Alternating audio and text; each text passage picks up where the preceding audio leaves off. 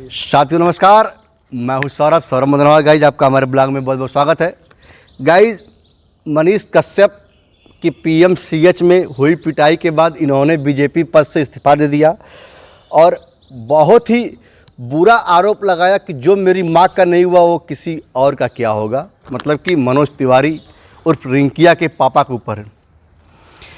मनोज तिवारी जो है कि बीजेपी के नेता नहीं कहे जाएंगे, अब मात्र सिर्फ यूट्यूबर मनीष कश्यप कहे जाएंगे या सन ऑफ बिहार कहे जाएंगे।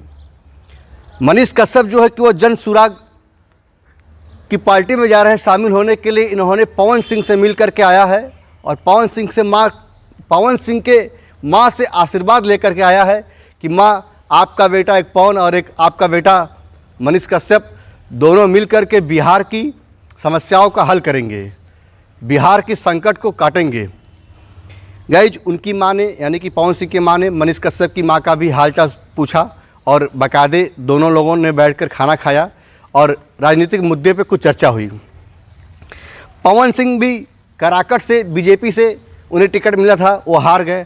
तो अब इसमें मनीष कश्यप आरोप लगा रहे हैं कि जब मैं बीजेपी नहीं ज्वाइन किया तो मेरी माँ मुझे भेजी थी कि जाओ तुम मोदी जी के साथ बीजेपी ज्वाइन करके देश का कल्याण करो, तुम बिहार कल्याण करो।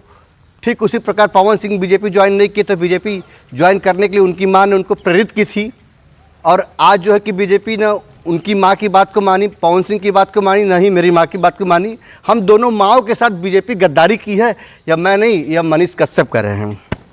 कराकट से गाइज हार गए थे मतलब पवन सिंह। गाइज मुद्दा गाइज यह है कि बिजली रानी की मदद पवन सिंह की है। इसका चिल्ला करके मनीष कश्यप बयान दे रहे हैं कि बिजली रानी एक नाचने वाली थी। जब वो नाचती थी तो उसका जलवा लोग देखते थे, उसकी हुस्न की अदाएं लोग देखते थे। आज उसकी स्थिति डैमेज हो गई है कि उसको इस विषम परिस्थिति में कोई पूछने वाला नहीं है।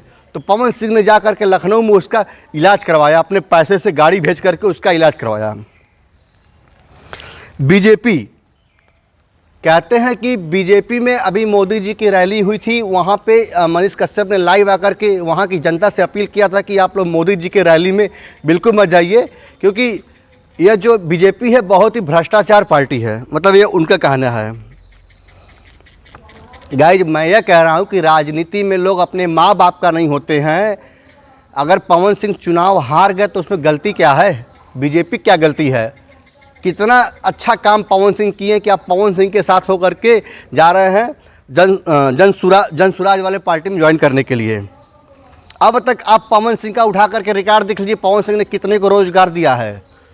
आप फिर मनीष कश्यप जा रहे हैं बहुत भारी गलती करने के लिए। एक बार आप मनोज तिवारी के साथ गलती की है तो आप बता रहे कि मैं क्षमा मांग रहा हूँ, मेरे से गलती हो गई है, मैं लोगों से राय नहीं लिया हूँ। अब मैं लोगों से राय लेकर के फिर जन सुराग पार्टी जा रहा हूँ ज्वाइन करने, फिर आप भुगतेंगे मनीष कश्यप। ये मेरा राय है, बाकी क्या है दुनिया का मुझे नहीं पता। जब पीएमसीएच में मनीष कश्यप की हुई पिटाई तो बीजेपी नेताओं ने कोई भी इनका हाल चाल नहीं लिया कि भैया तुम कैसे पीटे गए, तुम्हारे साथ क्या क्या हुआ। फ़ोन करने वालों की सूची निकली है, उसमें से गुंजन सिंह थे, सीएस मिश्रा थे, पवन सिंह थे, केसारी लाल यादव थे, आदि यानी भोजपुरी के कलाकारों ने इनकी हाल चाल पूछा है। बीजेपी के कोई भी नेता पर नेता मनीष कश्यप का गैज हाल चाल नहीं लिया है। मनीष कश्यप इससे खिन्न है कि मैं वहाँ पिटा गया, कोई भी मेरा साथ नहीं दिया है। और बिहार की जो जन सुराज पार्टी है, सुनने में गाई जा रही है कि बहुत ही अच्छी पार्टी है, वो मिल करके लोगों का विकास करेगी, न कि विनाश करेगी। गाइज अब यह देखना है कि ये पार्टी जो है कि मनीष कश्यप को कौन सी सीट से कौन सी जगह से इनको उठाती है और मनीष कश्यप कितना वोट पा करके जनता की सेवा करते हैं। मेरा राय गाइज यही है कि शुरू से मैं कहता हूँ कि अगर आपको राजनीति में जानी है तो आप निर्दलीय उठिए, आप किसी भी पार्टी का सपोर्ट मत करिए। और मनीष कश्यप ने भूल करके बीजेपी ज्वाइन किया, जिसका परिणाम गाइज आज आप लोगों को देखने को मिल रहा है। और जन सुराज भी ज्वाइन कर रहे हैं मेरे कहने के अनुसार। मैं गाइज वो भी भविष्य में जो है कि इस तरीके से नकारात्मक प्रभाव ही मिलेगा। अगर उनको विधायकी लड़नी है, सांसदी लड़नी है तो निर्दलीय प्रभाव से लड़ेगा। मित्रों बारिश बहुत तेज हो रहा है, मैं बस वीडियो का यहीं पर रोकता हूँ। बाकी मैं आपका सौरभ मदनवाल।